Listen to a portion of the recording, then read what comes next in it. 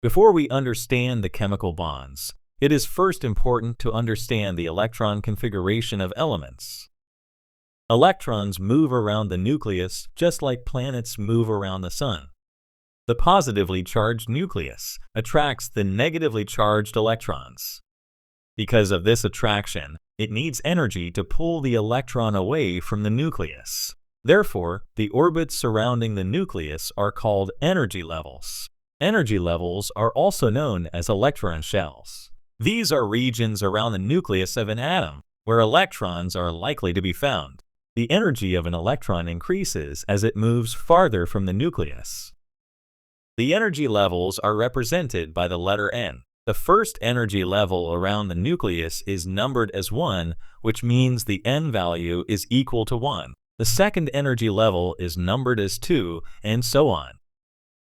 Each energy level can only hold a specific number of electrons. The first energy level can hold up to 2 electrons. The second energy level can hold up to 8 electrons. The third energy level can hold up to 18 electrons. As the energy level increases, the number of electrons that the level can hold also increases. The maximum number of electrons that fit in an energy level can be calculated by 2n squared. Let's calculate the maximum number of electrons that a fourth energy level can accommodate. As per the formula, 2 multiplied by 4 squared. That gives 2 multiplied by 16, which is equal to 32 electrons.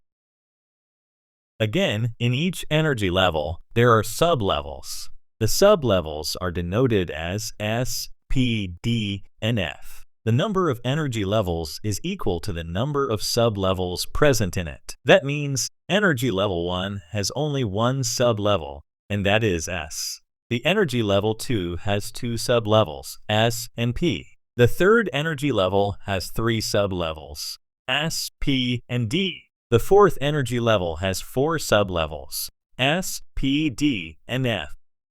Within each sublevel, there are orbitals.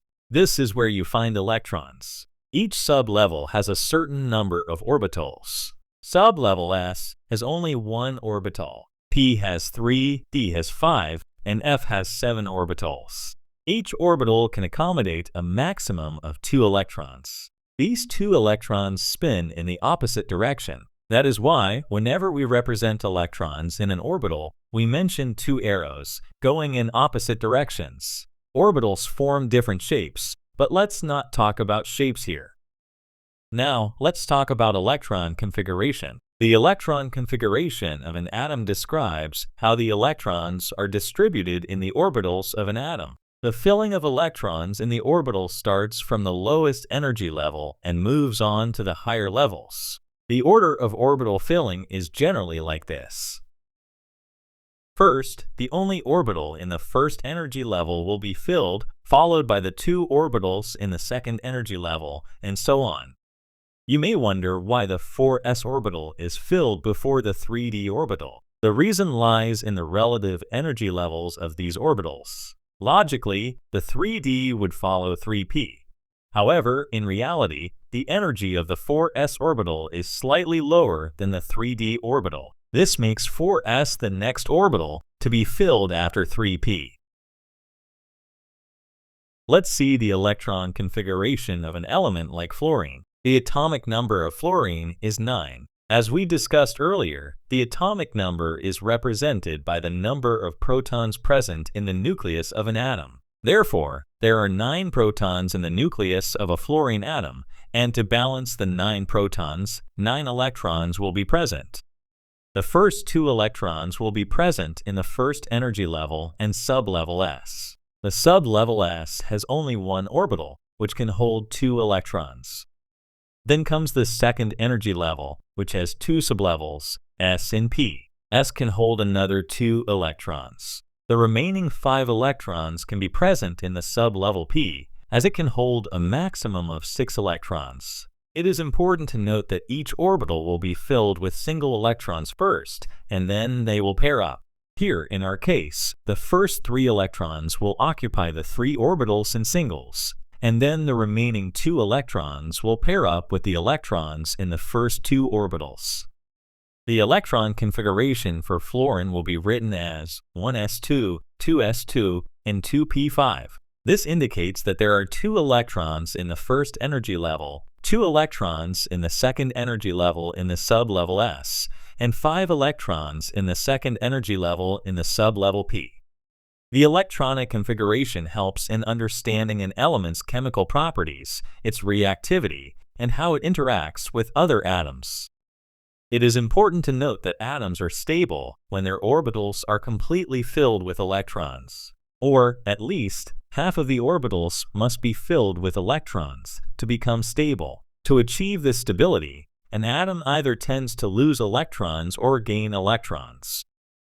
Let's see how. There are 7 electrons in the outermost shell of fluorine. These electrons are called valence electrons.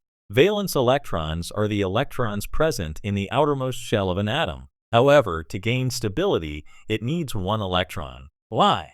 If it gets 1 electron, the complete orbital will be filled and become stable. This is called valency. Valency is the number of electrons an atom needs to gain, lose, or share to achieve a stable electron configuration.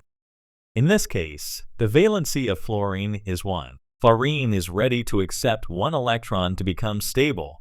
Therefore, it gains 1 electron from another fluorine atom to become stable. 2 fluorine atoms come together and share 1 electron to form a diatomic molecule. That is why fluorine occurs as F2 in nature. Similarly, it gains 1 electron from hydrogen to form hydrogen fluoride.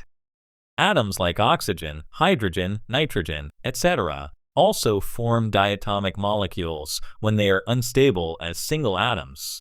They can achieve a more stable electronic configuration through bonding. But helium has a full outer shell, which means the 1s orbital is completely filled with 2 electrons. This configuration is extremely stable, so helium has no tendency to bond with another helium atom or any other atom. This is the reason why helium is called an inert gas. Because of their valency, atoms tend to bond with other atoms to form simple to complex molecules.